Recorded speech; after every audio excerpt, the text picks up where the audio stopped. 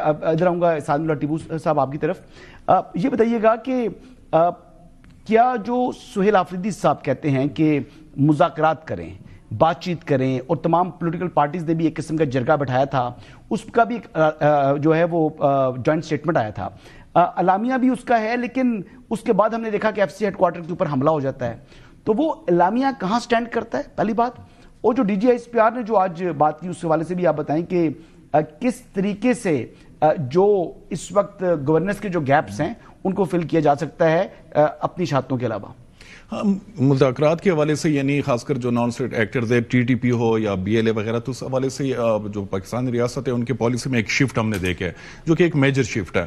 یعنی پچھلا جو اسٹیبلشمنٹ ہے اس میں جنرل فیض صاحب تھے، ان کی ایکٹیو انوالومنٹ تھی، وہ خود وہاں پہ گئے بھی، انہوں نے مذاکراتی ایک سلسلہ شروع کیا. لیکن جب سے جنرل حافظ منیر صاحب آئے ہیں تو انہوں نے کلیئر کٹ یعنی پاکستان کی پالیسی رہی ہے کہ ہم کسی بھی یعنی جو ٹیررسٹ گروپس ہیں، چاہے وہ ٹی ٹی پی ہو، بی ایل اے ہو یا کچھ اور دڑے جو پاکستان، اس کے ساتھ ہم نہیں کریں گے. اگر ہم نے اس ایشو کو ڈسکس بھی کرنا ہے تو افغان طالبان جو کہ وہاں پہ ان کی حکومت ہے ان کے ساتھ کریں گے، اور وہ سلسلہ ابھی بھی جاری ہے. ان کی یعنی تھرڈ پارٹی میڈیشن وغیرہ سب چیزیں ہو رہی ہے، لیکن کوئی آؤٹ کم نہیں نظر آ رہا. اور ابھی تو معاملات یہاں تک پہنچے ہیں دونوں ممالک کے بیچ میں کہ کمپلیٹ ڈپلومیٹک بریک ڈاؤن ہے، اور ایک تیسرا ملک جو ہے وہ آ کے ان دونوں کو مذاکرات کے لیے بٹھاتے ہیں.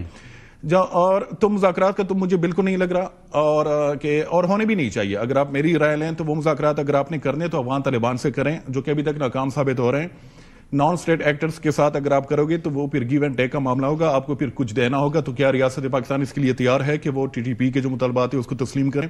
تو میرے خیال میں وہ کوئی بھی حکومت، چاہے صوبائی ہو یا وفاقی، اس کے لیے وہ ایگری نہیں ہوگی.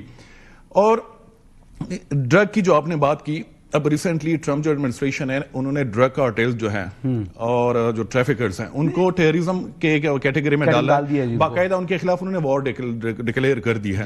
اور اس میں ایک اور چیز بھی میں ایڈ کروں گا کہ صرف یہ ڈرگ جو ہے وہاں سے یہ ریونیو جنریشن جو ہے ملیٹنٹ گروپس کی وہاں سے یہ نہیں وہ یعنی اٹھاتے، بلکہ جو پاک افغان ٹریڈ ہے میرے جو ذرائع ہیں یعنی اس پہ بھی نظر رکھنے کی ضرورت ہے کہ وہاں سے بھی یعنی یہ لوگوں کو تھریٹن کر کے وہاں سے بھی وہ پیسہ اٹھا رہے ہیں. تو کافی معاملات ہیں. گورننس کا جو ہے وہ سب سے بڑا ایشو ہے.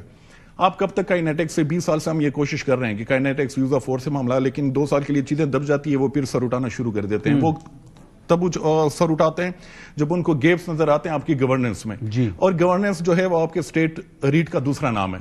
تو ظاہری بات ہے جی، کنوکشنز نہیں ہوتی، اے ٹی سیز کے اندر جو ہے وہ مقدمات جاتے ہیں لیکن وہاں پر وہ منطقی انجام تک نہیں پہنچتے، اور وہاں سے بھی جو ہے وہ ایک قسم کی مایوسی پھیلتی ہے. اس میں جو سیول سروس ہے اس پہ بہت ریفارم کرنے کی ضرورت ہے. آپ کا جو سیول سروس ہے، میں تو خود یعنی فاٹا کے معاملات اگر دیکھ لیں، بلوچستان اور خیبر پختونخوا کے، وہاں پہ کمپلیٹ فیلئر ہے.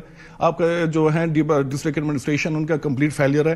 میں صرف ایک مثال دوں، قبائلی علاقے میں جو وہاں پہ ٹی ٹی پی یا باقی جو دڑے ہیں ان سے مقامی جو لوگ ہیں ان کی انٹریکشن وہ آسانی سے ہو جاتی ہے. لیکن جب ڈی سی سے وہ لوگ ملتے ہیں، وہی جب ڈی سی سے وہ لوگ ملتے ہیں مشکل ہوتی ہے، تو بہت مشکل ہوتی ہے، مہینے ان کو انتظار کرنا پڑتا ہے. آپ سمجھتے ہیں کہ ڈی سی کے مقابلے میں جو پولیٹیکل ایجنٹ ہوتا تھا وہ زیادہ بہتر تھا سسٹم؟ نہیں، اس میں یہ کہ وہ بھی یعنی اتنا افیکٹو نہیں رہا. ہاں، وہ تو برٹش یعنی کالونیل سسٹم کے لیے انہوں نے بات کرنا چاہ رہا ہوں نا، لیکن ریفارمز بہت ضروری ہے. فاٹا کا تو انضمام ہو گیا صوبے کے اندر. تو صوبہ سعد ٹیپو صاحب یہ بتائیں کہ جو کیپیسٹی بلڈنگ کرنی تھی، ہم نے اپنی جو لا انفورسمنٹ ایجنسیز ہیں ادر دین جو آرم فورسز ہیں ان کے علاوہ، تو کیا پولیس کی کے پی کے اندر وہ کیپیسٹی ہے؟ کیا جو بلوچستان کے اندر ہماری پولیس کی وہ کیپیسٹی ہے یا دیگر جو وہاں پر جو لا انفورسمنٹ ایجنسیز کام کر رہی ہیں کہ وہ اس یعنی سی ٹی ڈی کے طور پر کام کر سکیں؟